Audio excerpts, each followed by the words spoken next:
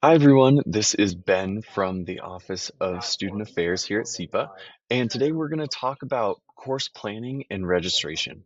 So, we're first going to talk about planning your degree through our tool called Stellic, and then after that, we're going to work into Virgil and actually registering for the courses once we have them planned. Finally, once we go through those, we'll have a little reminders and best practices to close out our presentation. So let's get started.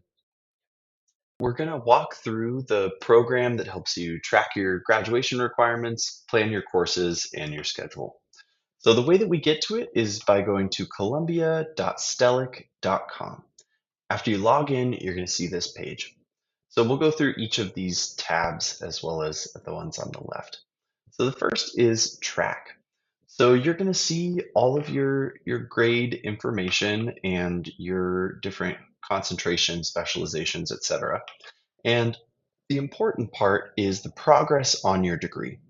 So here's what we're going to see: a green check mark for anything that you've already taken, a yellow one for any that are planned for but haven't been completed yet, and then a number in red for any courses that are remaining for these requirements.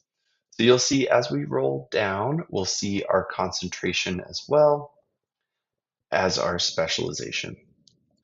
Hi everyone, this is Ben again to quickly talk through the two planning tools that we have here at SIPA. The first one is going to be Stellic, and our second tool that we'll use is Virgil.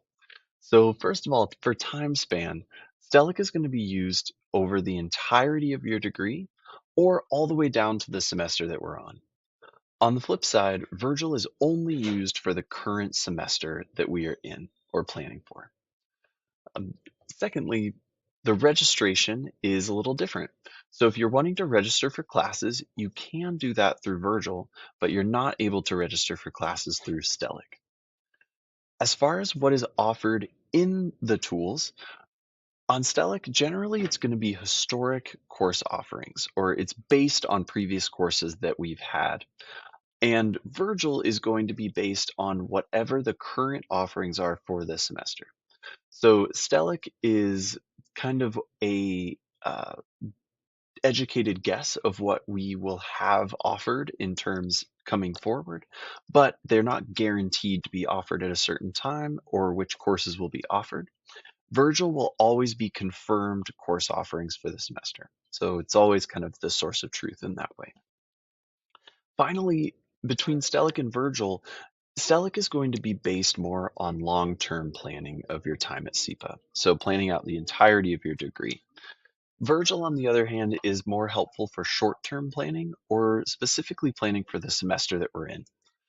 So with those differences, let's get rocking and rolling. Hi, my name is Lee, and I'm a second year SIPA student. And together, we're going to walk through how you can be successful for the academic year by using our new platform, Virtual. Hi, my name is Kamea Scruggs, and I'm a second year student at SIPA. And this short video explains how to register for your classes using Virgil. You can reach Virgil by typing in virgil.columbia.edu into your search bar. And then in here, you can log in using your uni and password. So you can use Virgil to search for courses, add them to your planner, and register for your courses. So to register for courses, you would go to the left-hand side menu, click Registration, click Course Search, and it'll take you to the course search page. Here you would scroll down and you can type in any course using the school, the department, the subject, the course identifier, the call number, or any keywords. And let's say I'm interested in enrolling into Contending Theories of International Relations. So I'm going to decide to use the keywords and type it in. So Contending Theories of International Relations, and there it is. So I'm going to click this course. And here, if we scroll down, we can see that it has multiple sections.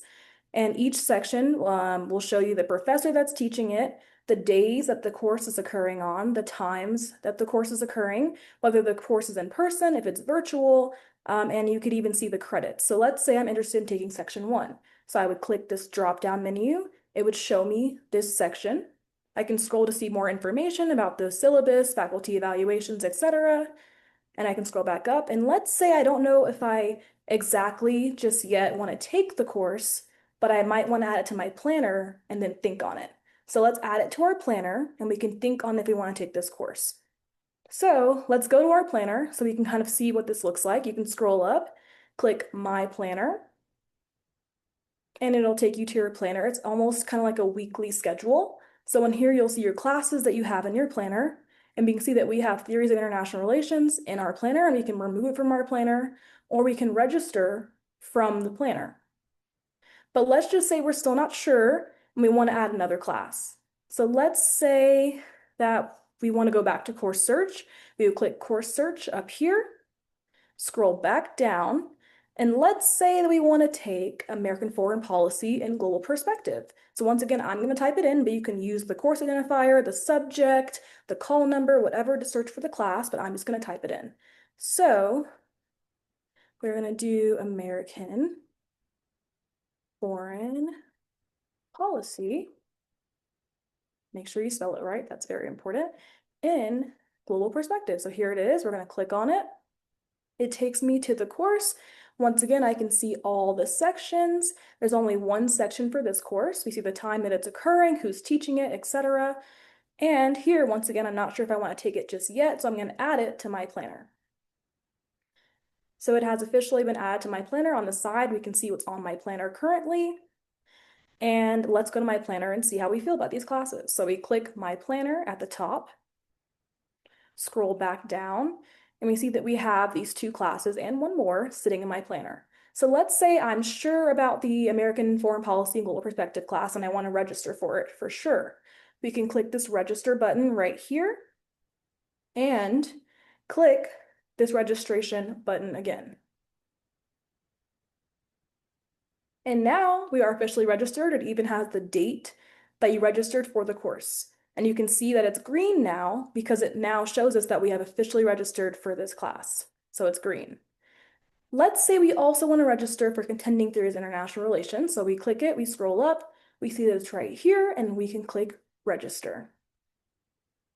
We would click this button again to confirm our registration. And we have registered. It shows us that it is green. It shows us the date that we've registered, so we know for sure that the class has been registered and we are registered for the class. Here you see the green ones to show what's been registered for, and the blue one that's still in the planner but hasn't been registered just yet. And you can see on the top the weekly schedule, so you can kind of see what class will happen on what day, etc. But let's say we no longer want to take Contending Theories. We can click Manage Registration. We can scroll to the bottom and we can click on the drop registration menu. Here you can confirm your drop and you can drop the class. So let's just say we no longer want to take this class, let's drop it. So we drop the class, we click confirm drop, and we've officially dropped the class and it is no longer in our section. Let's say we also would like to drop American Foreign Policy, manage registration, drop registration, click confirm drop once again, and the class has been dropped. So now you see there's only one course in the planner, but it's not green, so you're not registered for it, and the classes have been dropped. Let's say we're interested in the class that we've heard about, but we don't know if we have the prerequisites for it. So I'm once again going to go to course search, scroll to the menu, and I'm going to type it in. Let's type in popular sovereignty. Oh, here it is. So let's click it.